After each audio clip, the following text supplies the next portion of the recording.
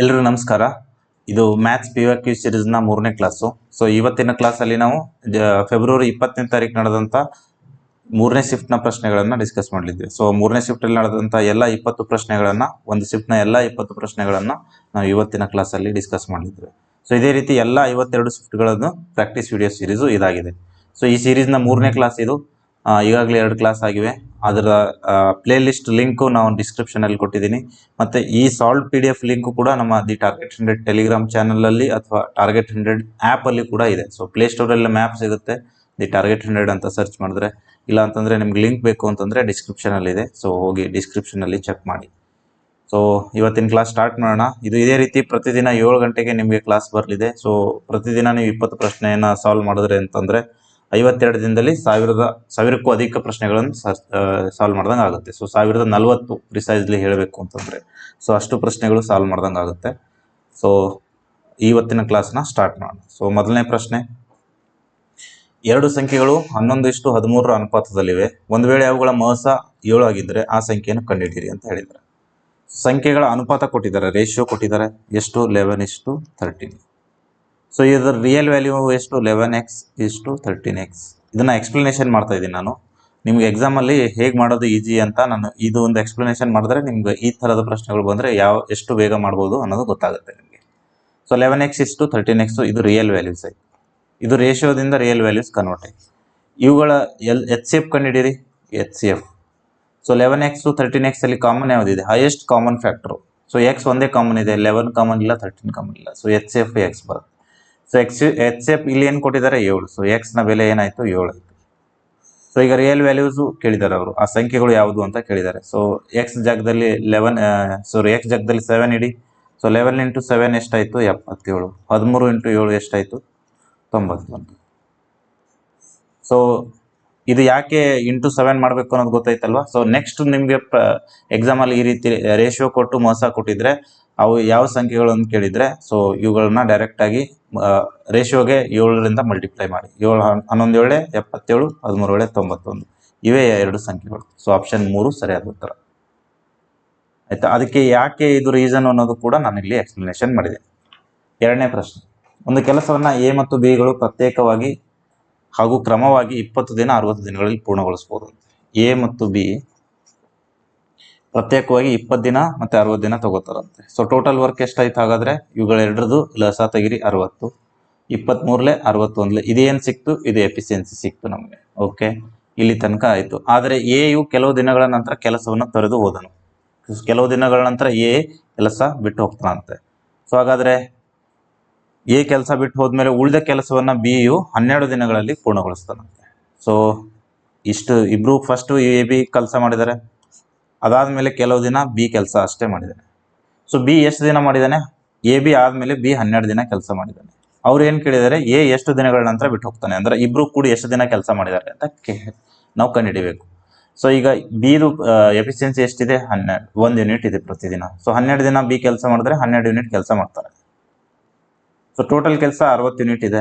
So 60 ಯೂನಿಟಲ್ಲಿ 12 unit B ಒಬ್ಬನೇ ಮಾಡಿರ್ತಾನೆ. ಉಳಿದಿರೋ ಕೆಲಸ ಎಷ್ಟು? 48 ಯೂನಿಟ್. ಈ 48 ಯೂನಿಟ್ ಎ ಮತ್ತು ಬಿ ಮಾಡಿರ್ತಾರೆ.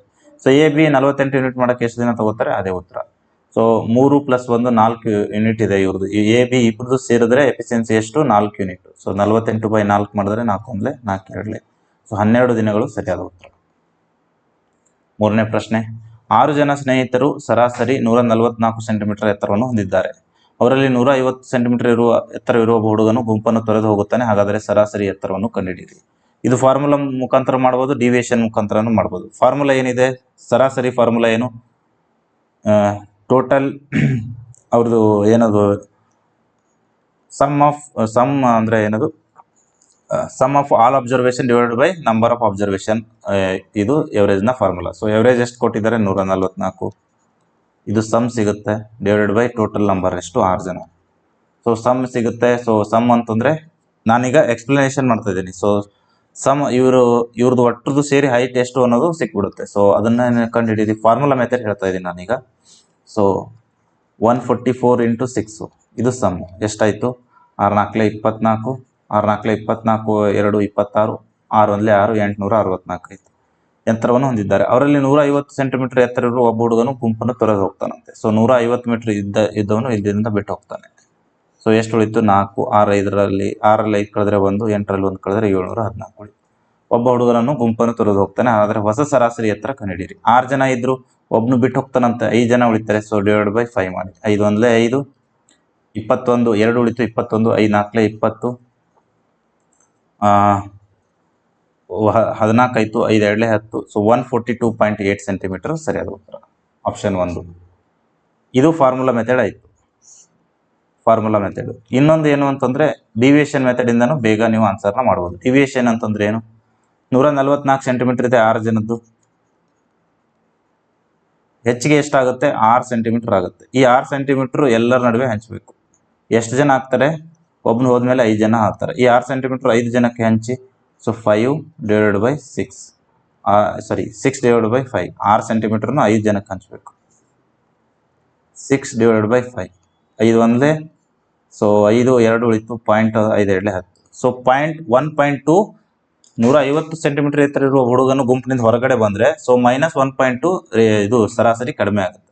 144 ಸೆಂಟಿಮೀಟರ್ಗಿಂತ ಜಾಸ್ತಿ ಇದ್ದವನು ಹೊರಗಡೆ ಬಂದರೆ ಸೊ ಈಗ ನೋಡಿ ಎವರೇಜ್ 144 ಇದೆ.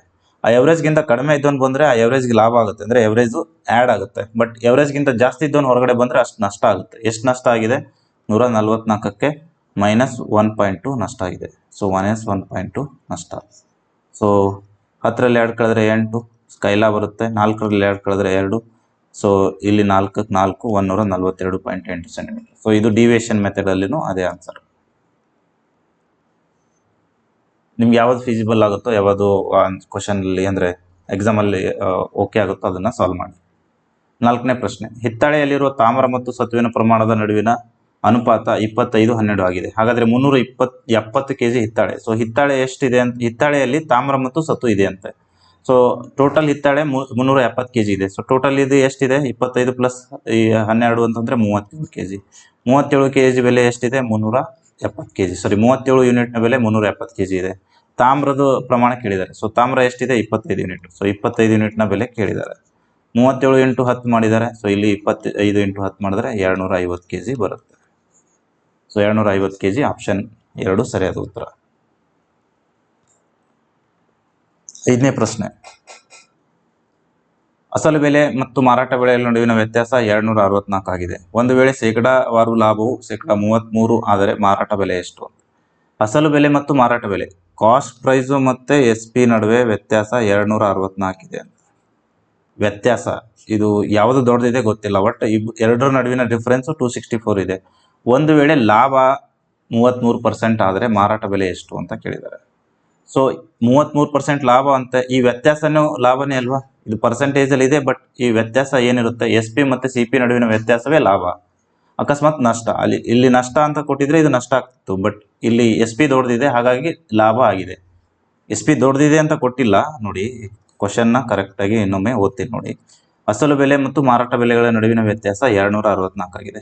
ನಡುವಿನ ಡಿಫ್ರೆನ್ಸ್ ಹೇಳಿದ್ದಾರೆ ಅವರು ಅಷ್ಟೇ, ಅವೆರಡರ ನಡುವಿನ ಡಿಫ್ರೆನ್ಸ್.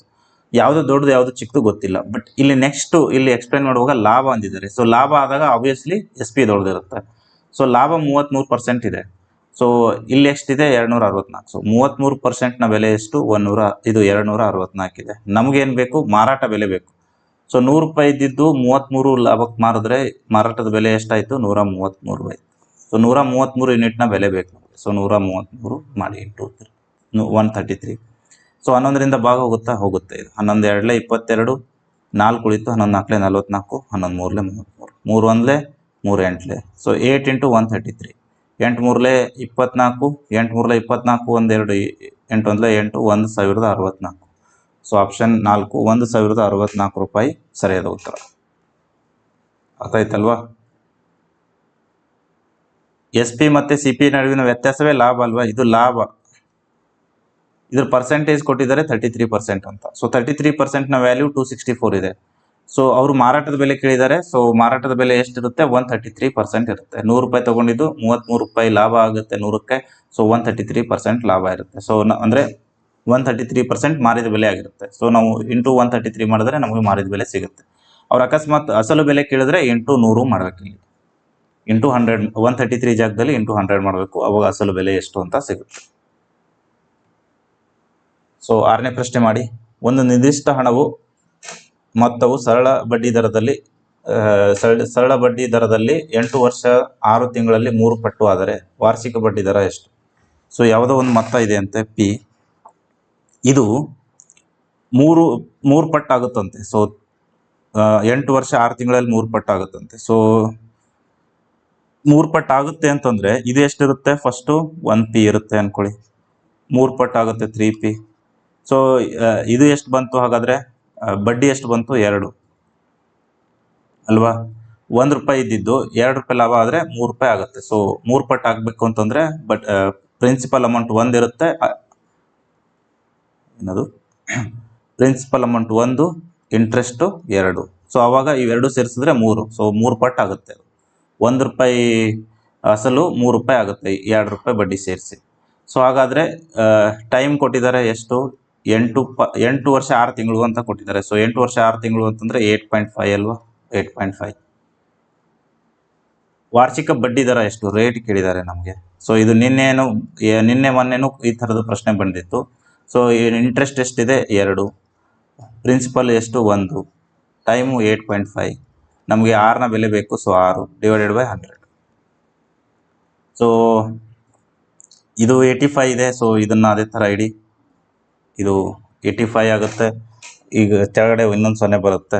ಸೊ ಏನಾಯಿತು? 6ನ ಬೆಲೆ R = ಈ 1000 ಇಲ್ಲಿ ಹೋಗುತ್ತೆ, 2000 ಡಿವೈಡೆಡ್ ಬೈ 85.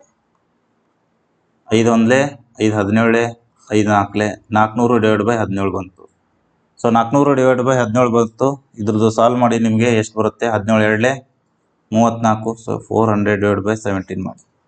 17 2 34, 34 ಅಂತಂದರೆ ಎಷ್ಟು ಉಳಿತು? 6 ಉಳಿತು, 60 ಆಯಿತು. 17 3 51. ಸೊ 23 ಪಾಯಿಂಟ್ ಸಮಥಿಂಗ್ ಬರುತ್ತೆ. ಸೊ 23 ಪಾಯಿಂಟ್ ಸಮಥಿಂಗ್ ಇರೋದು ಆಪ್ಷನ್ 2ರಲ್ಲಿ ಮಾತ್ರ. ಸೊ 23.52 ಆನ್ಸರ್ ಬರುತ್ತೆ. 400 ಬೈ 17 ಮಾಡಿ 23.52 ಬರುತ್ತೆ. ಸೊ ಈ ರೀತಿಯಾಗಿ ಈ ಲೆಕ್ಕವನ್ನು ನೀವು ಮಾಡಬೇಕು. ಅರ್ಥ ಆಯ್ತಲ್ವಾ? ಇದು ನಾನು ಹೇಳಿದ್ದು ಪ್ರಿನ್ಸಿಪಲ್ 1P ಇತ್ತು, ಅದು 3P ಆಗಿದೆ ಅಂತಂದರೆ 1 ಪಟ್ಟು ಇರೋದು 3 ಪಟ್ಟು ಆಗಬೇಕು ಅಂತಂದರೆ 2 ರೂಪಾಯಿ ಬಡ್ಡಿ ಸಿಗಬೇಕು. ಅವಾಗ ಅದು ಮೊದಲಿಗಿಂತ ಹೆಚ್ಚಾಗುತ್ತೆ. ಸೊ ಪ್ರಿನ್ಸಿಪಲ್ ಅಮೌಂಟ್ 1 ರೂಪಾಯಿ ಇದ್ದರೆ 2 ರೂಪಾಯಿ ಬಡ್ಡಿ ಬರುತ್ತೆ. ಸೊ ಅವಾಗ ಇದು 3 ಪಟ್ಟು ಆಗುತ್ತೆ. ಸೊ ಇದು ಫಾರ್ಮುಲಾ ಗೊತ್ತಿದೆಯಲ್ವಾ? Interest PTR/100. ಅದನ್ನೇ ನಾವು ಇಲ್ಲಿ ಎಲ್ಲ ವ್ಯಾಲ್ಯೂನ ಪುಟ್ ಮಾಡಿ ಬರೆದಿರೋದು. ಸೊ ಇದು ನಿಮ್ಗೆ ಎಕ್ಸ್ಪ್ಲನೇಷನ್ ಮಾಡೋಕ್ಕೋಸ್ಕರ ಇಷ್ಟು ಬರೆದಿರ್ತೀನಿ ನಾನು. ನೀವು ಎಕ್ಸಾಮಲ್ಲಿ ಈ ರೀತಿ ಮಾಡೋಂಗಿಲ್ಲ, ಬರೀ ಡೈರೆಕ್ಟ್ ಫಾರ್ಮುಲಾ ಯೂಸ್ ಮಾಡಿಕೊಂಡು ಡೈರೆಕ್ಟಾಗಿ ಈ ಸ್ಟೆಪ್ಗೆ ಸಾಲ್ವ್ ಮಾಡಬೇಕು. ಇದಾದಮೇಲೆ ಡೈರೆಕ್ಟು R ವ್ಯಾಲ್ಯೂನೇ ಕಂಡುಹಿಡಬೇಕು. 7ನೇ ಪ್ರಶ್ನೆ. ಒಂದು ವೇಳೆ PQRನ ಬೆಲೆ 9:10:11 ಆಗಿದ್ದರೆ P ಪ್ಲಸ್ Q ಎಷ್ಟಿದೆ? P plus Q 19. Okay. Q plus R ಎಷ್ಟಿದೆ? Q plus R 10 plus 11 21. R plus P ಎಷ್ಟಿದೆ? 6 ಮತ್ತು P 9 ಪ್ಲಸ್ 11 20. ಸೊ 19:20 1:20 ಸರಿಯಾದ ಉತ್ತರ ಇದೆ. ಸೊ ಇದು 5ರಿಂದ 10 ಸೆಕೆಂಡಲ್ಲಿ ಮಾಡುವುದಾದಂಥ ಪ್ರಶ್ನೆ. 8ನೇ ಪ್ರಶ್ನೆ. ಒಂದು ವಸ್ತುವಿನ ನಮೂದಿತ ಬೆಲೆಯು 28,500 ರೂಪಾಯಿ ಇದೆ ಅಂತ. 28,500 ರೂಪಾಯಿ. ಮಾರಾಟ ಬೆಲೆಯು 15,765 ಇದೆ ಅಂತ. ಇದು ಮಾರ್ಕೆಟ್ ಪ್ರೈಸ್ ಇದೆ. ಸೆಲ್ಲಿಂಗ್ ಪ್ರೈಸ್ ಎಷ್ಟಿದೆ ಅಂತೆ? 15,675 ಇದೆ ಅಂತೆ. ಹಾಗಾದರೆ ಶೇಕಡಾವಾರು ರಿಯಾಯಿತಿ ಎಷ್ಟು? ಸೊ ಇಲ್ಲಿ ಎಷ್ಟು ರಿಯಾಯಿತಿ ಕೊಟ್ಟಿದ್ದಾರೆ? 28,500ಕ್ಕೆ ಎಷ್ಟು ರಿಯಾಯಿತಿ ಸಿಕ್ತು ನೋಡಿ. 10ರಲ್ಲಿ 5 ಕಳೆದ್ರೆ 5, 10ರಲ್ಲಿ 8 ಕಳೆದ್ರೆ 2, ಕೈಲ 1 ಬರುತ್ತೆ. 15ರಲ್ಲಿ 7 ಕಳೆದ್ರೆ 8, 8ರಲ್ಲಿ 6 ಕಳೆದ್ರೆ 2, 2ರಲ್ಲಿ 1 ಕಳೆದ್ರೆ 1. ಸೊ 12,825 ರೂಪಾಯಿ ರಿಯಾಯಿತಿ ಬರುತ್ತೆ. ಎಷ್ಟಕ್ಕೆ? 28,500ಕ್ಕೆ. ಸೊ 28,500ಕ್ಕೆ 12,825 ರೂಪಾಯಿ ಏನದು ಡಿಸ್ಕೌಂಟ್ ಸಿಗುತ್ತೆ. ಸೊ 100ಕ್ಕೆ ಎಷ್ಟು ಸಿಗುತ್ತೆ? ಈ 2 0 ಹೋಯಿತು. 5ರಿಂದ ಭಾಗ ಹೊಡೀರಿ. 5 5 25, 3 5 35, 5 2 10, 28 ಆಯಿತು. 5 5 20, 5 6 30, 5 6 30, 5 2 ಉಳಿತು. ಸೊ 5 5 25. ಸೊ 57,2565 ಇದೆ. ಇಲ್ಲಿ ಯಾವುದು ಪಾಯಿಂಟಲ್ಲಿ ಆನ್ಸರ್ ಇಲ್ಲ. ಸೊ ಇಲ್ಲಿ ಲಾಸ್ಟಲ್ಲಿ 7 ಇದೆ. ಯೂನಿಟ್ ಡಿಜಿಟಿಂದ ಇಲ್ಲಿ ಯೂನಿಟ್ ಡಿಜಿಟಲ್ಲಿ ಎಷ್ಟು ಬಂದರೆ ಇಲ್ಲಿ 5 ಬರುತ್ತೆ. ಸೊ ಯೂನಿಟ್ ಡಿಜಿಟಲ್ಲಿ 5 ಇಂದ ಮಲ್ಟಿಪ್ಲೈ ಮಾಡಿದ್ರೆ ಮಾತ್ರ ಇಲ್ಲಿ 5 ಬರುತ್ತೆ. ಸೊ ಇನ್ನು ಯೂನಿಟ್ ಡಿಜಿಟಲ್ 5 ಇರೋದು ಯಾವುದು 45 ಒಂದೇ. ಸೊ ನೀವು ಬೇಕಾದರೆ ಕ್ರಾಸ್ ಚೆಕ್ ಮಾಡಿ 47 ಇಂಟು 45 ಮಾಡಿ, ಅದು ಇಲ್ಲೇನಿದೆ 2565ನೇ ಬರುತ್ತೆ. ಸೊ ನೀವೇ ಕ್ಯಾಲ್ಕುಲೇಷನ್ ಮಾಡಿ, ಅದನ್ನು ನಾನು ಮಾಡಿ ನಿಮ್ಗೆ ತೋರಿಸಲ್ಲ. ಸೊ 2565ನೇ ಬರುತ್ತೆ. ಸೊ ಯೂನಿಟ್ ಡಿಜಿಟಿಂದಾನೇ ನೀವು ಡೈರೆಕ್ಟಾಗಿ ಗೆಸ್ ಮಾಡ್ಬೋದು. 45% ಸರಿಯಾದ ಉತ್ತರ. ಸೊ ಪೂರ್ತಿ ಸಾಲ್ವ್ ಮಾಡಬೇಕಾಗಿಲ್ಲ, ನೀವು ಪ್ರಾಕ್ಟೀಸ್ ಮಾಡುವಾಗಲೂ ಇದೇ ಥರನ ಪ್ರಾಕ್ಟೀಸ್ ಮಾಡಿ. ಯೂನಿಟ್ ಡಿಜಿಟಿಂದ ಏನಾದರೂ ಆನ್ಸರ್ ಸಿಕ್ತಿತ್ತು ಅಂತಂದರೆ ಅದನ್ನೇ ಟಿಕ್ ಮಾಡಬೇಕು ನೀವು. ಇಲ್ಲೇನು ನಿಮಗೆ ಎಕ್ಸ್ಪ್ಲನೇಷನ್ ಮಾಡೋದಕ್ಕೆ ಮಾರ್ಕ್ಸ್ ಸಿಗಲ್ಲ. ಯಾವುದೇ SSC ಎಕ್ಸಾಮ್ ಆಗಲಿ ಬೇರೆ ಯಾವುದೇ ಎಕ್ಸಾಮಲ್ಲಿ ಎಕ್ಸ್ಪ್ಲನೇಷನ್ ಮಾಡೋದಕ್ಕೆ ಮಾರ್ಕ್ಸ್ ಸಿಗಲ್ಲ. ಸೊ ಎಷ್ಟು ಬೇಗ ನೀವು ಆನ್ಸರ್ನ ಕಂಡುಹಿಡಿತೀರೋ ಅದೇ ಇಂಪಾರ್ಟೆಂಟ್ ಇಲ್ಲಿ. ಓಕೆನಾ? ಸೊ 9ನೇ ಪ್ರಶ್ನೆ. ಒಂದು ವೇಳೆ ವಾರ್ಷಿಕ ಬಡ್ಡಿಯನ್ನು ಲೆಕ್ಕ ಹಾಕುವ ಚಕ್ರ ಬಡ್ಡಿ ವಿಧಾನದಲ್ಲಿ ವಾರ್ಷಿಕ 30% ದರದಲ್ಲಿ 2 ವರ್ಷಗಳಿಗೆ ಎಷ್ಟು ಮೊತ್ತವು 9464 ಆಗುತ್ತೆ? ಸೊ 30% ಅಂತಂದರೆ ಎಷ್ಟು? 3/10 ಅಲ್ವಾ? 30/100 ಇರುತ್ತೆ. ಸೊ ಈ 0 ಹೋಗುತ್ತೆ, ಅದೇ 3/10 ಅಂತ ಹೇಳಿದ್ದು ನಾನು. ಸೊ 3 ಏನದು ಪ್ರತಿ 10 ರೂಪಾಯಿಗೆ 3 ರೂಪಾಯಿ ಹೆಚ್ಚಾಗುತ್ತೆ ಪ್ರತಿ ವರ್ಷ. ಸೊ ಚಕ್ರ ಬಡ್ಡಿಯಲ್ಲಿ ಹೆಚ್ಚಾಗಬೇಕು ಅಂತಂದರೆ ಎಷ್ಟು ವರ್ಷ ಇರುತ್ತೆ? 2 ವರ್ಷ ಇದೆ. ಸೊ ಸ್ಕ್ವೇರು ಎಷ್ಟು ಹೆಚ್ಚಾಗುತ್ತೆ? 10 ರೂಪಾಯಿ ಇದ್ದಿದ್ದು 13 ರೂಪಾಯಿ ಆಗಿರುತ್ತೆ. ಸೊ ಸ್ಕ್ವೇರಲ್ಲಿ 2 ವರ್ಷ ಇದೆ. ಸೊ ಸ್ಕ್ವೇರ್ ಮಾಡಿದ್ರಿ. 3 ವರ್ಷ ಇದ್ದರೆ ಕ್ಯೂಬ್ ಮಾಡ್ತಾಯಿದ್ರಿ. ಸೊ 100 ರೂಪಾಯಿ ಇದ್ದಿದ್ದು 169 ರೂಪಾಯಿ ಆಯಿತು. ಈ 169 ರೂಪಾಯಿ ಯೂನಿಟ್ದು ಬೆಲೆ ಕೊಟ್ಟಿದ್ದಾರೆ ಅವರು 9464 ಅಂತ. ಸೊ 9464 169 ರೂಪಾಯಿ ಬೆಲೆ ಇದೆ. ಸೊ ನಮಗೆ ಏನು ಬೇಕು? ಅದು ಎಷ್ಟು ಇತ್ತು ಅಮೌಂಟು ಅಂತ ಬೇಕು.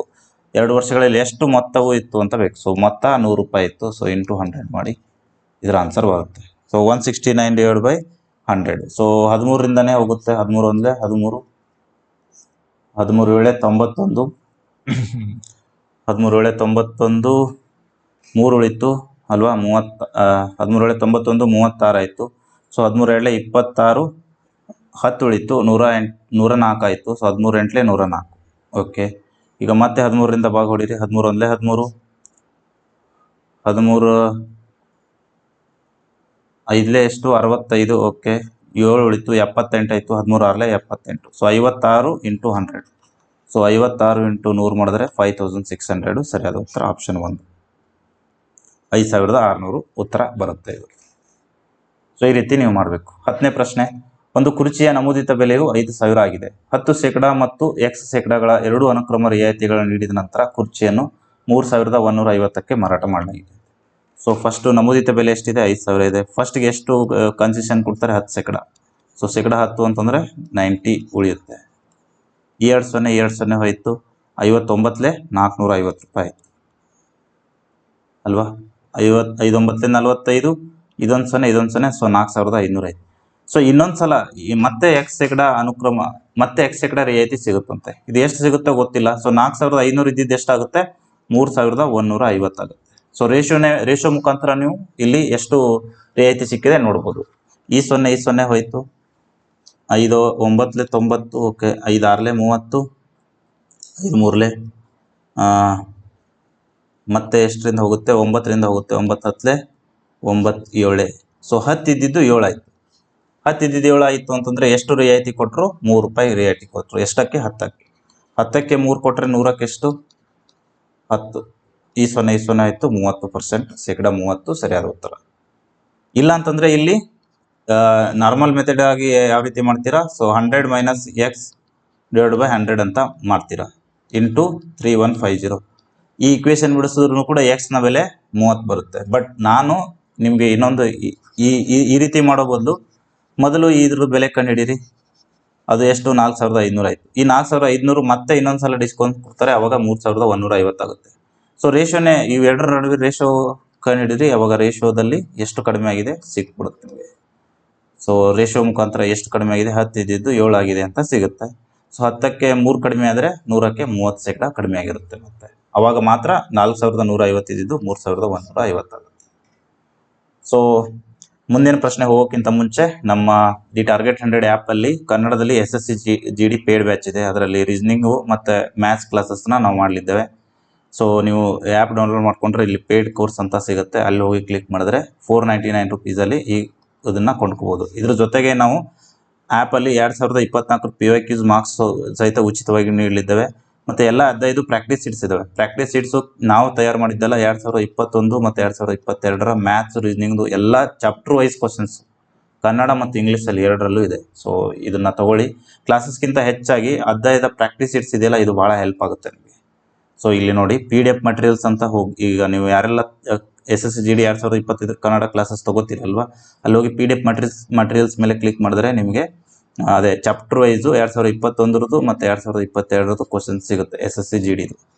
ಸೊ GDಗೆ ಎಕ್ಸ್ಕ್ಲೂಸಿವ್ ಆಗಿ ಮಾಡಿರುವಂಥ ಕೋರ್ಸ್ ಇದು. ಸೊ ಇದನ್ನು ತೊಗೋಬೋದು ನೀವು. ಮ್ಯಾಥ್ಸು, ರೀಸನಿಂಗು ಮತ್ತು ಟೆಲಿಗ್ರಾಮ್ ಗ್ರೂಪ್ ಇದೆ, ಡೆಡಿಕೇಟೆಡು ವಾಟ್ಸಪ್ ಗ್ರೂಪ್ ಇದೆ, ಅದನ್ನು ತೊಗೋಬೋದು. ಅದ್ರ ಜೊತೆಗೆ SSC GD PYQs ಕೂಡ ಇದೆ.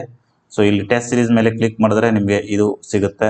ಸೊ ಅಲ್ಲಿ ಮ್ಯಾಥ್ಸ್ದು separate, GK separate, full test separate, English, reasoning, Hindi separate ಸಿಗುತ್ತೆ ನಿಮಗೆ. ಸೊ ಈಗ ನೆಕ್ಸ್ಟ್ ಪ್ರಶ್ನೆ ಹೋಗೋಣ. ಒಂದು ಗೋಳದ ತ್ರಿಜ್ಯವು 4.2 ಸೆಂಟಿಮೀಟರ್ ಆಗಿದೆ. 4.2 ಸೆಂಟಿಮೀಟರ್ ಆಗಿದೆ ಗೋಳದ ಘನಫಲ, ವ್ಯಾಲ್ಯೂಮ್. ತ್ರಿಜ್ಯ ಅಂತಂದರೆ ರೇಡಿಯಸ್, ಗೋಳ ಅಂತಂದರೆ ಸ್ಪೇರ್. ಸೊ ಸ್ಪೇರ್ದು ವ್ಯಾಲ್ಯೂಮ್ದು ಫಾರ್ಮುಲಾ ಏನು? 4/3 πr³ ಸೊ 4/3 πr³ ಅಂತಂದರೆ 4/3 × 22/7 × 4.2 × 4.2 × 4.2 3 ಸಲ ಬರೀಬೇಕು 4.2, ಯಾಕಂದರೆ 6 4.2 ಇದೆ, ಅಥವಾ 4.2 ಹೋಲ್ ಕ್ಯೂಬ್ ಅಂತ ಬರಿಬೋದಿತ್ತು. 7 1 7 6 ಇವುಗಳ ನಡುವೆ ಎಲ್ಲದ್ರದ್ದು ಪಾಯಿಂಟ್ ತೆಗೆದ್ರೆ ಕೆಳಗಡೆ 10 ಅಂತ ಬರುತ್ತೆ. ಓಕೆ, ಸೊ 3 1 3 2 ಸೊ 44 3 2 ಇದು 22 ಅಂತ ಬರ್ತದೆ. 3 2 44 ಇದು 22 × 4 88 ಆಯಿತು. ಸೊ 88 × 2 × 42 × 42 ಡಿವೈಡೆಡ್ ಬೈ ಎಷ್ಟು? 1000. ಇದು ಆನ್ಸರ್ ಮಾಡಿದ್ರೆ ಎಷ್ಟು ಬರುತ್ತೆ? 31046 ಬರುತ್ತೆ. ಸೊ 31046 ಆಪ್ಷನ್ 1 ಅಲ್ಲಿದೆ. ಸೊ 310.46 ಬರುತ್ತೆ, ಇದೇ ಉತ್ತರ. ಇದನ್ನು ನೀವು ಕ್ಯಾಲ್ಕುಲೇಷನ್ ಮಾಡಿ. ಕ್ಯಾಲ್ಕುಲೇಷನ್ಸ್ ಅಷ್ಟೇ ಇದೆ, ನಾನು ಎಲ್ಲನೂ ಕ್ಯಾಲ್ಕುಲೇಷನ್ ಎಕ್ಸ್ಪ್ಲನೇಷನ್ ಕೊಡೋದಿಲ್ಲ ನಿಮಗೆ. ನೀವು 82 × 2 × 42 × 42 ಡಿವೈಡ್ ಬೈ 1000 ಮಾಡಬೇಕು. ಸೊ ಎಕ್ಸಾಮಲ್ಲಿ ಕೂಡ ಕ್ಯಾಲ್ಕುಲೇಟಿವ್ ಕ್ವಶನ್ಸ್ ಬರ್ತವೆ. ಸೊ ಅದಕ್ಕೋಸ್ಕರ ನೀವೇ ಕ್ಯಾಲ್ಕುಲೇಷನ್ಸ್ ಮಾಡಿ ಇದನ್ನು. ಅದ್ರ ಉತ್ತರ 310.46 cm³ ಬರುತ್ತೆ, ನೋಡ್ಕೊಳ್ಳಿ. ಸೊ 12ನೇ ಪ್ರಶ್ನೆ, ಇದು ಸಿಂಪ್ಲಿಫಿಕೇಶನ್ ಪ್ರಶ್ನೆ ಇದೆ. ಸೊ 41 ಡಿವೈಡ್ ಬೈ 14 × 84 ಇದೆ. ಸೊ 14 1 14 6 1 6 6 4 24. ಸೊ 880 ಇದೆ. 880 ಪ್ಲಸ್ 246 ಮಾಡಿದ್ರೆ ಎಷ್ಟು ಬರುತ್ತೆ? 8 4 12 8 2 10 1 11 -26 ಇದೆ. ಸೊ -26 ಮಾಡಿದ್ರೆ 0 1100 ಬರುತ್ತೆ. ಸೊ ಆಪ್ಷನ್ 2 ಸರಿಯಾದ ಉತ್ತರ. ಸೊ ಇದನ್ನು ಕೂಡ ನೀವು ಆರಾಮಾಗಿ ಮಾಡ್ತೀರಾ, ಇದರಲ್ಲಿ ಏನು ಎಕ್ಸ್ಪ್ಲನೇಷನ್ ಬೇಕಾಗಿಲ್ಲ.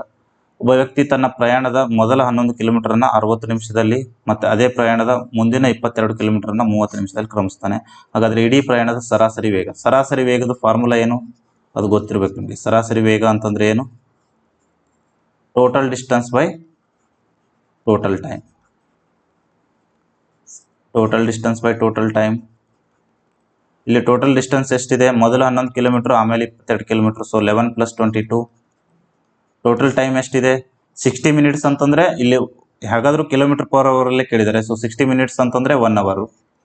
30 ಮಿನಿಟ್ಸ್ ಅಂತಂದರೆ 0.5 ಅವರ್ಸು. ಓಕೆ, 0.5 ಅಂತ ಬರೀರಿ. ಸೊ 11 + 22 33 ಆಯಿತು. 1 + 0.5 1.5 ಆಯಿತು. ಸೊ ಪಾಯಿಂಟ್ ಮೇಲ್ಗಡೆ ಹೋದರೆ ಇದು ಇನ್ನೊಂದು 0 ಬರುತ್ತೆ. 15 1 15 2 30 3 ಉಳಿತು, ಮತ್ತು 15 2 30. ಸೊ 22 km/h ಇದು ಸರಾಸರಿ ವೇಗ ಈ ಕ್ವಶನ್ದು. ಅರ್ಥ ಆಯ್ತಲ್ವಾ? 14ನೇ ಪ್ರಶ್ನೆ, 4 ಸಂಖ್ಯೆಗಳ ಸರಾಸರಿ 52 ಆಗಿದೆ. ಮೊದಲ 2 ಸಂಖ್ಯೆಗಳ ಸರಾಸರಿ ನಂತರದ 2 ಸಂಖ್ಯೆಗಳ ಸರಾಸರಿಯ 3 ಪಟ್ಟು ಆಗಿದೆ. ಸೊ ಮೊದಲ 2 ಸಂಖ್ಯೆಗಳು AB ಅನ್ಕೊಳ್ಳೋಣ, ಕೊನೆಯ 2 ಸಂಖ್ಯೆಗಳು CD ಅನ್ಕೊಳ್ಳೋಣ. ಇವೆರಡರ ಸರಾಸರಿ ಎಷ್ಟಿದೆ? CD ಕ್ಕಿಂತ 2 ಪಟ್ಟಿದೆ, ಇದು 3 ಪಟ್ಟಿದೆ ಅಂತೆ. 2 ಸಂಖ್ಯೆಗಳ ಸರಾಸರಿಯು 3 ಪಟ್ಟಾಗಿದೆ. ಇದು 1 ಇದ್ದರೆ ಇದು 3 ಪಟ್ಟಿದೆ. ಇದು ಸರಾಸರಿದು ರೇಷಿಯೋ. ಇವುಗಳದ್ದು ಮೊತ್ತದ ರೇಷಿಯೋ ಎಷ್ಟು? ಮೊತ್ತದ ರೇಷಿಯೋ ನೋಡಿದ್ರೆ ಸರಾಸರಿ 3 ಅಂತಂದರೆ ಮೊತ್ತ ಎಷ್ಟಾಯಿತು? 2 ಸಂಖ್ಯೆಗಳಿದ್ದಾವೆ. ಸೊ × 2 ಮಾಡಬೇಕು. ಸೊ 6 ಬರುತ್ತೆ. ಇವುಗಳದ್ದು × 2 ಮಾಡಿದ್ರೆ 2 ಬರುತ್ತೆ. ಬಟ್ ಟೋಟಲ್ದು ಮೊತ್ತ ಎಷ್ಟಿದೆ? 52 × 4 ಮಾಡಿದ್ರೆ ಟೋಟಲ್ ಮೊತ್ತ ಸಿಗುತ್ತೆ. ಸೊ 6 + 2 8 ಯೂನಿಟ್ನ ಬೆಲೆ ಎಷ್ಟಿದೆ? 52 × 4 ಇದೆ. ಅದನ್ನೇನು ಪೂರ್ತಿ ಸಾಲ್ವ್ ಮಾಡಬೇಕಿಲ್ಲ, ನೀವು ಎಷ್ಟೇ ಬರೆದ್ರೂ ಸಾಕು. ನಮಗೇನು ಕೇಳಿದ್ದಾರೆ? ಮೊದಲ 2 ಸಂಖ್ಯೆಗಳ ಮೊತ್ತ ಕೇಳಿದ್ದಾರೆ. ಸೊ ಮೊದಲ 2 ಸಂಖ್ಯೆಗಳ ಮೊತ್ತದ ಯೂನಿಟ್ ಎಷ್ಟು? 6 ಯೂನಿಟ್. ಸೊ 6 ಯೂನಿಟ್ನ ಬೆಲೆ ನಾವು ಕಂಡುಹಿಡಬೇಕು. ಕ್ರಾಸ್ ಮಲ್ಟಿಪ್ಲಿಕೇಶನ್ ಮಾಡಬೇಕು. ಅದು ಗೊತ್ತೇ ಇದೆ ನಿಮಗೆ ಯಾವ ರೀತಿ ಮಾಡಬೇಕು ಅಂತ. ಇಲ್ಲಿ ಬೇರೆ ಕಲರ್ನ ಯೂಸ್ ಮಾಡ್ತೀನಿ ನಾನು. ಓಕೆ, 52 ಇಂಟು 4, ಇಲ್ಲಿ ಇದು ಈ ಕಡೆನೂ ಇದು ಮತ್ತೆ ಹೋಗಿ ಇಂಟು ಆಗುತ್ತೆ, ಇದು ಕೆಳಗಡೆ ಬರುತ್ತೆ, divide by 8. 4 1 4 2 2 1 2 3. So 52 into 3, 3 2 6, 3 5 15. So 156 ಬರುತ್ತೆ. ಆಪ್ಷನ್ 1 ಸರಿಯಾದ ಉತ್ತರ. 15ನೇ ಪ್ರಶ್ನೆ ಸಾಲ್ವ್ ಮಾಡಿ. ಫಸ್ಟು ಈ ಬ್ರಾಕೆಟ್ನ ಸಾಲ್ವ್ ಮಾಡಿ. 4 1 4 4 4 1 4 6. ಇದು ಕೆಳಗಡೆ ಬಂದಿರುತ್ತೆ. ಈಗ ನೋಡಿ 24 ಇಂಟು 4 ಡಿವೈಡ್ ಬೈ 16. 4 1 4 4 4 1 4 6. ಸೊ ಈ ಬ್ರಾಕೆಟ್ನ ವ್ಯಾಲ್ಯೂ ಎಷ್ಟು ಬಂತು? 6 ಅಂತ ಬಂತು. ಸೊ ಈ ಬ್ರಾಕೆಟ್ನ ವ್ಯಾಲ್ಯೂ 6 ಬಂತು. ಸೊ 24 ಡಿವೈಡ್ ಬೈ 4 ಆಫ್ 6 ಅಂತಂದರೆ ಮೊದಲು ಆಫ್ ಮಾಡಬೇಕು. ಸೊ 4 ಆಫ್ 6 ಅಂತಂದರೆ 24 ಡಿವೈಡ್ ಬೈ 24 ಬರುತ್ತೆ. ಇದು 1 ಬರುತ್ತೆ. ಹೊರಗಡೆ 19 ಇದೆ. ಸೊ 19 ಇಂಟು 1 ಮಾಡಿದ್ರೆ 19 ಬರುತ್ತೆ. ಸೊ ಆಪ್ಷನ್ 4 ಸರಿಯಾದ ಉತ್ತರ. ಬಾಡಮಸ್ ನಿಯಮ ಯಾರಿಗೆಲ್ಲ ಗೊತ್ತಿದೆ ಅವರು ಬೇಗ ಬೇಗ ಇದನ್ನು ಸಾಲ್ವ್ ಮಾಡ್ಬೋದು. 16ನೇ ಪ್ರಶ್ನೆಯೂ ಕೂಡ ಅದೇ ರೀತಿ ಇದೆ. ಬಟ್ ಇದರಲ್ಲಿ ಸ್ವಲ್ಪ ಟ್ರಿಕ್ ಯೂಸ್ ಮಾಡಿಕೊಂಡ್ರೆ ನೀವು ಬೇಗ ಸಾಲ್ವ್ ಮಾಡ್ಬೋದು. ಮೇಲ್ಗಡೆ ಏನಿದೆ 16 ಇಂಟು 9 ಪ್ಲಸ್ 4 ಇದೆ. ಮೊದಲು ಬ್ರಾಕೆಟ್ ಬಿಡಿಸಿ 13 ಮೈನಸ್ 13 ಇಂಟು 14. ಕೆಳಗಡೆನೂ ಬ್ರಾಕೆಟ್ ಇದೆ, ಅದನ್ನು ಮೊದಲು ಬಿಡಿಸಿ 50 ಮೈನಸ್ 12 ಪ್ಲಸ್ 12 ಅಂತಂದರೆ 24. ಸೊ ಕೆಳಗಡೆ ಏನು ಉಳಿಯುತ್ತೆ? ಇದು 2 ಮೈನಸ್ ಮಾಡಿದ್ರೆ 26 ಉಳಿಯುತ್ತೆ. ಸೊ 13 13 26 ಅಂದರೆ ಏನೋ ಕಾಮನ್ ಇದೆ ಅಂತ ಅರ್ಥ. ಸೊ 13ನ ಕಾಮನ್ ತೊಗೊಳ್ಳಿ. ಮೇಲ್ಗಡೆ 13 ಕಾಮನ್ ತೊಗೊಂಡ್ರೆ ಏನು ಉಳಿತು? 13 ಜೊತೆ 16 ಇದೆ. ಇಲ್ಲೇನಿದೆ? ಮೈನಸ್ 14. ಓಕೆ, ಕೆಳಗಡೆ ಏನಿದೆ? 26. 13 1 13 2 16 ಮೈನಸ್ 14 ಎಷ್ಟಾಯಿತು? 2 ಆಯಿತು. ಸೊ ಕೆಳಗಡೆನೂ 2 ಇದೆ. 2 1 2 1. ಸೊ ಆನ್ಸರು 1 ಬರುತ್ತೆ. ಅರ್ಥ ಆಯ್ತಾ? ಇಲ್ಲ ಅಂತಂದರೆ ನೀವೇನು ಮಾಡಬೇಕಾಗುತ್ತೆ? 16 ಇಂಟು 13 ಮಾಡಿ, ಅದರಲ್ಲಿ ಮತ್ತೆ ಮೈನಸ್ 13 ಇಂಟು 14 ಮಾಡಿ, ಅದನ್ನು ಮತ್ತೆ 26ರಿಂದ ಭಾಗಿಸೋದು ಮಾಡಬೇಕಾಗುತ್ತೆ. ಈ ಥರ ಕಾಮನ್ ಇದ್ದಿದ್ದು ಹೊರಗಡೆ ತೊಗೊಳ್ಳೋದು ನೀವು ಕಲಿಬೇಕು. ಆವಾಗ ಈ ಥರದ ಸಿಂಪ್ಲಿಫಿಕೇಶನ್ ಕ್ವಶನ್ನು ಭಾಳ ಬೇಗ ಬಿಡಿಸ್ಬೋದು. ಇನ್ನು 17ನೇ ಪ್ರಶ್ನೆ. ಒಂದು ಸಿನಿಮಾದ ಟಿಕೆಟ್ನ ಬೆಲೆ 18% ಹೆಚ್ಚಿಸಲಾಯಿತು. ಟಿಕೆಟ್ನ ಬೆಲೆಯಲ್ಲಿ ಹೆಚ್ಚಳದಿಂದ ಪ್ರೇಕ್ಷಕರ ಸಂಖ್ಯೆ 25% ಕಡಿಮೆ ಆಯಿತು. ಹಾಗಾದರೆ ಆದಾಯದ ಮೇಲೆ ಪರಿಣಾಮ ಎಷ್ಟು? ಸೊ ಆದಾಯದ ಫಾರ್ಮುಲಾ ನಿಮ್ಗೆ ಗೊತ್ತಿದೆ. ಆದಾಯದ ಫಾರ್ಮುಲಾ, ಆದಾಯ ಯಾವಾಗಲೂ ಹೆಂಗೆ ಕ್ಯಾಲ್ಕುಲೇಟ್ ಮಾಡ್ತಾರೆ? ಕಾಮನ್ ಸೆನ್ಸ್ ಕ್ವಶನ್ ಇದು. ಆದಾಯ ಹೆಂಗೆ ಕಲೆಕ್ಟ್ ಮಾಡ್ತಾರೆ? ಒಂದು ಟಿಕೆಟು, ಅದು ಟಿಕೆಟ್ನ ಮೌಲ್ಯ ಇಂಟು ಎಷ್ಟು ಕ್ವಾಂಟಿಟಿ ಹೋಗಿದೆ ಅಂತ, ಎಷ್ಟು ಜನ ಬಂದಿದ್ದಾರೆ ಅಂತ. ಸೊ ಟಿಕೆಟ್ನ ಬೆಲೆ ಮತ್ತು ಪ್ರೇಕ್ಷಕರು ಎಷ್ಟು ಬಂದಿದ್ದಾರೆ ಅದರ ಮೇಲೆ, ಪ್ರೇಕ್ಷಕರ ಸಂಖ್ಯೆ ಅಂತ ಈ ಕ್ವಶನ್ದು ನಾನು ಹೇಳ್ತಾ ಇದ್ದೀನಿ. ಪ್ರತಿ ಟಿಕೆಟ್ನ ಬೆಲೆ ಎಷ್ಟು ಜನ ಬರ್ತಾರೆ ಅದರ ಮೇಲೆ. ಸೊ ನಮ್ಗೆ ಆದಾಯದ ಮೇಲೆ ಪರಿಣಾಮ ಅಂತಂದರೆ ಏನಾಯಿತು? ಮೊದಲು ಟಿಕೆಟ್ನ ಬೆಲೆ 100 ರೂಪಾಯಿ ಇದ್ದಿದ್ದು 118 ಆಯಿತು. 18% ಹೆಚ್ಚಿಸಲಾಯಿತು ಅಂತ 118 ಆಯಿತು. ಓಕೆ, ಸಂಖ್ಯೆ ಈ ಹೆಚ್ಚು ಮಾಡಿದ್ರಿಂದ ಸಂಖ್ಯೆ ಏನಾಯಿತು? ಪ್ರೇಕ್ಷಕರ ಸಂಖ್ಯೆಯಲ್ಲಿ 25% ಕಡಿಮೆ ಆಯಿತು. ಸೊ 100 ಇದ್ದಿದ್ದು ಏನಾಯಿತು? 25 ಕಡಿಮೆ ಆಯಿತು ಅಂತಂದರೆ 75 ರೂಪಾಯಿ ಆಯಿತು. ಸೊ ಹಾಗಾದರೆ ಇವೆರಡನ್ನೂ ಇಂಟು ಮಾಡಿದ್ರೆ ನಮ್ಗೆ ಉತ್ತರ ಸಿಗುತ್ತೆ. ಅದ್ರ ಬದಲು ಇದ್ರ ರೇಷಿಯೋ ತೊಗೊಳ್ಳಿ. 25 3 25 4 2 1 2 2 2 5 10 2 7 2 9 18 59 ಅಂತ ಬಂತ. ಸೊ ಇದನ್ನು ಈಗ ಮಲ್ಟಿಪ್ಲೈ ಮಾಡಿ. 100 ಇಂಟು 2 200 ಆಯಿತು. 59 ಇಂಟು 3 ಮಾಡಿದ್ರೆ ಎಷ್ಟಾಯಿತು? 3 9 27 3 5 15 177 ಆಯಿತು. 200 ಇದ್ದಿದ್ದು 177 ಆಯಿತು, ಕಡಿಮೆ ಆಯಿತು. ಸೊ ಆದಾಯದಲ್ಲಿ 200ಕ್ಕೆ ಎಷ್ಟು ಕಡಿಮೆ ಆಯಿತು? 177 ಅಂತಂದರೆ 10ರಲ್ಲಿ 7 ಕಳೆದ್ರೆ 3, ಕೈಲ 1 23 ರೂಪಾಯಿ ಕಡಿಮೆ ಆಯಿತು. ಸೊ 200ಕ್ಕೆ 23 ರೂಪಾಯಿ ಕಡಿಮೆ ಆಯಿತು. 100ಕ್ಕೆ ಎಷ್ಟು ಹಾಗಾದರೆ? ಇಂಟು 100 ಮಾಡಿ. 2 0 2 0 ಹೋಯಿತು. 2 11 22, 1 ಕೈಲ ಉಳಿತು 10, 2 5 10. ಸೊ 11.5ರಷ್ಟು ಕಡಿಮೆ ಆಯಿತು. ಈ ರೀತಿ ನೀವು ರೇಷಿಯೋ ಮುಖಾಂತರನೂ ಸಾಲ್ವ್ ಮಾಡ್ಬೋದು. ಇನ್ನೊಂದು ಏನಂತಂದರೆ ಸಕ್ಸೆಸಿವ್, ಈ ರೀತಿ A ಇಂಟು B ಇದ್ದಾಗ ಸಕ್ಸೆಸಿವ್ ಡಿಸ್ಕೌಂಟು ಅಥವಾ ಸಕ್ಸೆಸಿವ್ ಮೆಥಡ್ನ ಯೂಸ್ ಮಾಡ್ಬೋದು. ಸಕ್ಸೆಸಿವ್ ಮೆಥಡ್ ಏನಿದೆ ಅದನ್ನು ಎಕ್ಸ್ಪ್ಲೇನ್ ಮಾಡ್ತೀನಿ. ಇದನ್ನು ತೆಗಿತೀನಿ. ಸಕ್ಸೆಸಿವ್ ಮೆಥಡ್ದು ಫಾರ್ಮುಲಾ ಏನು? ಸೊ ಏನು ಚೇಂಜಸ್ ಆಗಿದೆ ಅದನ್ನು ಬರೀರಿ. 18ರಷ್ಟು ಹೆಚ್ಚಿಗೆ ಅಂತ, ಸೊ ಪ್ಲಸ್ 18. ನೆಕ್ಸ್ಟ್ ಏನಾಯಿತು? ಮೈನಸ್ 25 ಆಗುತ್ತೆ. 25% ಕಡಿಮೆ ಅಂತಂದರೆ 25 into A into B divide by 100. So 18 into 25 divide by 100. Into ಅಲ್ಲ, ಇಲ್ಲಿ ಮೈನಸ್ ಬರುತ್ತೆ. ಇಲ್ಲಿ ಯಾಕೆ ಮೈನಸ್ ಬರುತ್ತೆ ಅಂತಂದರೆ 25 ಮೈನಸ್ ಇದೆ. ಸೊ ಇಲ್ಲಿನೂ ಮೈನಸ್ ಬರುತ್ತೆ. ಸೊ 18 ಮೈನಸ್ 25 ಏನು ಉಳಿತು? ಮೈನಸ್ 7. ಸೊ 18 ಇಂಟು 25 ಇಲ್ಲೇನು ಬರುತ್ತೆ? 25 1 25 4 100 4 1 4 4 16 4 5 20. ಸೊ ಮೈನಸ್ 7ಗೆ ಮತ್ತೆ ಮೈನಸ್ 4.5 ಸೇರಿಸಬೇಕು. ಸೊ ಮೈನಸ್ 7 ಮೈನಸ್ 4.5 ಅಂತಂದರೆ ಮೈನಸ್ 11.5 ಆಯ್ತು. ಮೈನಸ್ ಏನು ಡಿನೋಟ್ ಮಾಡುತ್ತೆ? ನಷ್ಟವನ್ನು. ಸೊ ನಷ್ಟ ಅಥವಾ ಕಡಿಮೆಯನ್ನು. ಸೊ 11.5ರಷ್ಟು ಕಡಿಮೆ ಆಯಿತು. ಇದು ಸರಿಯಾದ ಉತ್ತರ. ಸೊ ಸಕ್ಸೆಸಿವ್ ಮೆಥಡಿಂದನೂ ಮಾಡ್ಬೋದು, ಇಲ್ಲ ಅಂತಂದರೆ ಈ ಮೆಥಡಿಂದನೂ ಮಾಡ್ಬೋದು. ಇದೆಯಲ್ಲ, ಸೊ 23 200 ಇಂಟು 100 ಮಾಡಿದ್ರೆ ಇಲ್ಲೂ ಕೂಡ 11.5 ಸಿಕ್ಕಿರುತ್ತೆ. ಸೊ ನಾನು ಇಲ್ಲಿ ಅದು ಅರೇಂಜ್ ಮಾಡಿದ್ದೆ, ಅದಕ್ಕೋಸ್ಕರ ಇಲ್ಲಿ ಇನ್ನೊಂದು ಸಲ ಬರಬೇಕು. 18ನೇ ಪ್ರಶ್ನೆ. ಒಂದು ಕೆಲಸವನ್ನು 18 ಜನರು 13 ದಿನಗಳಲ್ಲಿ ಮುಗಿಸಬಲ್ಲರಂತೆ. ಸೊ 18 ಜನರು 13 ದಿನಗಳಲ್ಲಿ ಮುಗಿಸ್ತಾರೆ, ಇದು ಟೋಟಲ್ ವರ್ಕು. ಹಾಗಾದರೆ ಅದೇ ಕೆಲಸವನ್ನು 54 ಜನರು ಮುಗಿಸಿದ್ರೆ, ಸೊ 54 ಇಲ್ಲಿ D1 ಸಿಗುತ್ತೆ ನಮಗೆ ಆಬ್ವಿಯಸ್ಲಿ. ಸೊ ಇದನ್ನೇ ಸಾಲ್ವ್ ಮಾಡಿ, ಎಷ್ಟು ಬಂತು? 18 ಒಂದಲೇ 18 ಮೂರಲೇ ಎಷ್ಟು ದಿನ ಆಯಿತು? 13/3 ದಿನ ಆಯಿತು. 13/3 ದಿನ ಡೈರೆಕ್ಟ್. ಇದು ಡೈರೆಕ್ಟ್ ನೀವು ಇಲ್ಲಿ ಕ್ವಶನಲ್ಲಿ ಏನು ಕೊಟ್ಟಿದ್ದಾರೆ ಅದನ್ನು ಪುಟ್ ಮಾಡಿದ್ರೆ ಡೈರೆಕ್ಟಾಗಿ ಆನ್ಸರ್ ಕಂಡುಹಿಡಿಬೋದು. ಒಂದು ವೇಳೆ 25 ಒಂದು ಸಂಖ್ಯೆಯಿಂದ ಕಳೆದರೆ ಆ ಸಂಖ್ಯೆ ತನ್ನ ಮೌಲ್ಯದ 50% ಆಗುತ್ತಂತೆ. ಸೊ ಮೊದಲ ಸಂಖ್ಯೆ 100 ಇತ್ತು, ಯಾವುದೋ ಒಂದು ಸಂಖ್ಯೆಯಿಂದ ಕಳೆದಿದ್ದಾರೆ. ಸೊ ಕಳೆದ ಮೇಲೆ ಏನಾಗುತ್ತೆ? 300 ಇದ್ದಿದ್ದು ಅದರ ತನ್ನ ಮೌಲ್ಯದ 50% ಆಗುತ್ತೆ. 100 ಇದ್ದಿದ್ದು 50 ಆಗಿದೆ. ಸೊ ಎಷ್ಟು ಯೂನಿಟ್ ಡಿಫ್ರೆನ್ಸ್ ಇದೆ? 50. ರಿಯಲ್ ಆಗಿ ಎಷ್ಟಿದೆ? 25. ಸೊ 50 ಯೂನಿಟ್ನ ಬೆಲೆ 25 ಇದೆ. ಅವ್ರೇನು ಕೇಳಿದರೆ, ಹಾಗಾದರೆ ಆ ಸಂಖ್ಯೆ ಯಾವುದು? ಸೊ 100 ಯೂನಿಟ್ನ ಬೆಲೆ ನಾವು ಕಂಡುಹಿಡಬೇಕು. ಸೊ 100 × 25 / 50. ಸೊ 51 52 25 50. ಸೊ ಆ ಸಂಖ್ಯೆ 55. So without pen and paper ಈ ಕ್ವಶನ್ನ ನೋಡಿದ್ರೆ ನೀವು ಸಾಲ್ವ್ ಮಾಡ್ಬೋದಿತ್ತು. ಇಲ್ಲಾಂತಂದರೆ ಈ ರೀತಿ ರೇಷಿಯೋ ಮೆಥಡಿಂದ ಮಾಡ್ಬೋದು, ಇಲ್ಲಾಂದರೆ ಎಕ್ಸ್ ಅಂದ್ಕೊಂಡು ಮಾಡ್ಬೋದು. ಎಕ್ಸ್ ಅಂದ್ಕೊಂಡು ಮಾಡೋದನ್ನು ನಾನು ಹೇಳ್ತೀನಿ ನೋಡಿ, ಎಕ್ಸ್ ಅಂದ್ಕೊಂಡು ಯಾವ ರೀತಿ ಮಾಡಬೇಕು ಅಂತ. ಸೊ ಆ ಸಂಖ್ಯೆನ ಎಕ್ಸ್ ಅಂದ್ಕೊಳ್ಳಿ. ಒಂದು ವೇಳೆ 25 ಒಂದು ಸಂಖ್ಯೆಯಿಂದ ಕಳೆದ್ರೆ, ಸೊ -25 ಆಗುತ್ತೆ. ಆ ಸಂಖ್ಯೆಯ 50% ಆಗುತ್ತಂತೆ. So x × 50%, 50/100. So 51 52. So x/2 ಆಗುತ್ತೆ. ಇದು ಈ 2 ಈ ಕಡೆ ಹೋದರೆ 2x - 25 × 2 50 = x. ಈ x ಈ ಕಡೆ ಬಂದರೆ 2x - x, x ಈ -50 ಈ ಕಡೆ ಬಂದರೆ 50. ಸೊ x ನ ಬೆಲೆ 50 ಬಂತು. ಸೊ ಈ ರೀತಿ ಎಕ್ಸ್ ಅಂದ್ಕೊಂಡು ಕೂಡ ಸಾಲ್ವ್ ಮಾಡ್ಬೋದು. ಬಟ್ ಇದೇ ಬೆಟ್ರು, ಇದನ್ನೇ ನೀವು ಯೂಸ್ ಮಾಡಿದ್ರಿ ನಿಮ್ಮ ಎಕ್ಸಾಮಲ್ಲಿ. 20ನೇ ಪ್ರಶ್ನೆ. ಒಂದು ವೇಳೆ ಮೇಜಿನ ಮಾರಾಟದ ಬೆಲೆ ಒಂದು ಮೇಜಿನ ಮಾರಾಟ ಬೆಲೆಯು ಅದರ ಅಸಲು ಬೆಲೆಯ 25% ಆಗಿದ್ದರೆ ಶೇಕಡಾವಾರು ನಷ್ಟ ಎಷ್ಟು? ಸೊ ಮೇಜಿನ ಮಾರಾಟ ಬೆಲೆ ಅಸಲು ಬೆಲೆ 25% ಆಗುತ್ತೆ. ಸೊ ಅಸಲು 100 ರೂಪಾಯಿ ಅಂದ್ಕೊಳ್ಳೋಣ. ಮಾರಾಟ ಬೆಲೆ ಎಷ್ಟಿದೆ?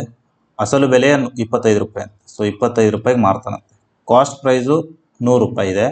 SP 75 ರೂಪಾಯಿ ಇದೆ. ಎಷ್ಟು ನಷ್ಟ ಆಯಿತು? 75 ರೂಪಾಯಿ ನಷ್ಟ ಆಯಿತು. ಎಷ್ಟಕ್ಕೆ? 100ಕ್ಕೆ. ಅವ್ರೂ ಶೇಕಡಾವಾರು ನಷ್ಟನೇ ಕೇಳಿದರೆ 75% ಸರಿಯಾದ ಉತ್ತರ. ಈ ಥರ ಬರೆಯೋದು ಹತ್ತಲ್ಲ. 100 ರೂಪಾಯಿಗೆ 25 ರೂಪಾಯಿ, 100 ರೂಪಾಯಿ ತೊಗೊಂಡು 25 ರೂಪಾಯಿಗೆ ಮಾರ್ತಾನೆ ಅಂತಂದರೆ 75% ನಷ್ಟ ಆಯಿತು ಅಲ್ವಾ? ಅದನ್ನು ಡೈರೆಕ್ಟಾಗಿ ಕ್ವಶನ್ ಓದ್ಕೊಂಡು ಕೂಡ ಸಾಲ್ವ್ ಮಾಡ್ಬೋದು. ಸೊ ಇಲ್ಲಿಗೆ 3ನೇ ಶಿಫ್ಟ್ನ 20 ಪ್ರಶ್ನೆಗಳು ಸಾಲ್ವ್ ಮಾಡ್ದಂಗೆ ಆಯಿತು. ಸೊ ವಿಡಿಯೋ ಮುಗಿಸೋದಕ್ಕಿಂತ ಮುಂಚೆ ನಮ್ಮ SSC GK ಕ್ವಶನ್ ಬ್ಯಾಂಕ್ ನಿಮ್ಗೆ ಆಲ್ರೆಡಿ ಲಭ್ಯ ಇದೆ. ಈ ಕೆಳಗಿನ ನಂಬರ್ಗೆ ನೀವು ಕಾಂಟ್ಯಾಕ್ಟ್ ಮಾಡಿದ್ರೆ ಅಲ್ಲಿಂದ ನೀವು ತೊಗೋಬೋದು. ಸೊ ಇದು ಕೇವಲ 270 ರೂಪಾಯಲ್ಲಿ ಸಿಗುತ್ತೆ. ನಮ್ಮ ಬುಕ್ಸ್ ಸೆಕ್ಷನಲ್ಲೂ ಕೂಡ ಸಿಗುತ್ತೆ. ಆ್ಯಪಲ್ಲಿ ಬುಕ್ ಸೆಕ್ಷನಲ್ಲಿ ಹೋಗಿ ಕೂಡ ನೀವು ಆರ್ಡರ್ ಮಾಡ್ಬೋದು. ಇನ್ನು ನಾನು ನಿಮಗೆ ಟೆಸ್ಟ್ ಸಿರೀಸ್ ಬಗ್ಗೆನೂ ಕೂಡ ಹೇಳಿದ್ದೀನಿ. ಟೆಸ್ಟ್ ಸಿರೀಸ್ ಇಲ್ಲಿದೆ ನಮ್ಮ ಆ್ಯಪಲ್ಲಿ. ಮತ್ತು ನಮ್ಮ ಆ್ಯಪಲ್ಲಿ GDಗೆ ಕನ್ನಡದಲ್ಲಿ ಮ್ಯಾಥ್ಸ್ ಮತ್ತು ರೀಸನಿಂಗ್ಗೆ ಬ್ಯಾಚಸ್ ಕೂಡ ಇದ್ದಾವೆ. ಸೊ ಅದರಲ್ಲಿ 21, 22 previous year question paper Kannada ಮತ್ತು ಇಂಗ್ಲೀಷ್ ಎರಡು ಬೈಲಿಂಗ್ವಲಲ್ಲಿ ಇದ್ದಾವೆ. ಚಾಪ್ಟರ್ ವೈಸ್ ಇದ್ದಾವೆ, ಎಲ್ಲನೂ ಅಧ್ಯಾಯವಾರು ಇದ್ದಾವೆ. ಸೊ ಅದು ಕೂಡ ನಮ್ಮ ಈ ಕೋರ್ಸಲ್ಲಿ 499 ರೂಪೀಸ್ ಕೋರ್ಸಲ್ಲಿ ಸಿಗುತ್ತೆ. ಸೊ ಎಲ್ಲರೂ ಅದರದ್ದು ಸದುಪಯೋಗ ಪಡಿಸ್ಕೊಳ್ಳಿ, ಹೆಚ್ಚಿನ ಅಂಕಗಳನ್ನು ಪಡೀರಿ ಅಂತ ಹೇಳ್ತೇನೆ.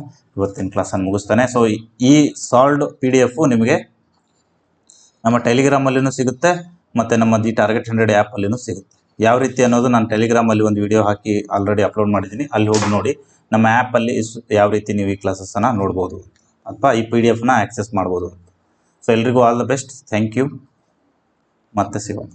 ಮತ್ತೆ ನಾಳೆ ಬೆಳಗ್ಗೆ 7 ಗಂಟೆಗೆ ನೆಕ್ಸ್ಟ್ ಸಿರೀಸ್ ಅಂದರೆ ನೆಕ್ಸ್ಟು ಶಿಫ್ಟಲ್ಲಿ ಸಿಗೋಣ. ಎಲ್ಲರೂ ಚೆನ್ನಾಗಿ ಓದ್ತಾ ಇರಿ ಅಂತ ಹೇಳ್ತಾ ಇವತ್ತಿನ ಕ್ಲಾಸ್ ಮುಗಿಸ್ತಾ ಇದ್ದೀನಿ. ಧನ್ಯವಾದಗಳು.